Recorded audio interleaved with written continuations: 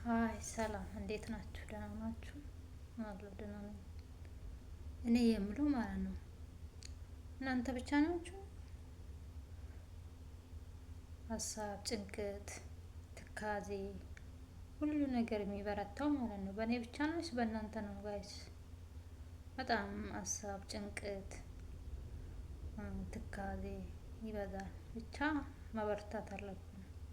በዚህ በስደት ዓለም ውስጥ ያለ ነው ማለት ነው መበርታት አለብን። እሺ በርቱና ጠንክሩና ስሩ። ትዕግስት ያስፈልገናል። ትዕግስት ከሌለ እዚህ ሀገር ማለት ነው መኖር አይቻልም። ትዕግስት ያስፈልጋል እዚህ ሀገር ላይ ትዕግስት ይኑር።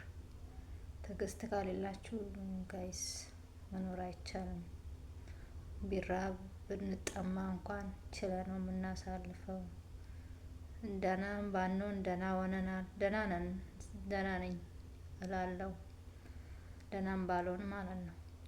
ብቻ እኔ ብቻ ነኝ ወይስ በሌላም አለ? እስቲ ንገሩኝ።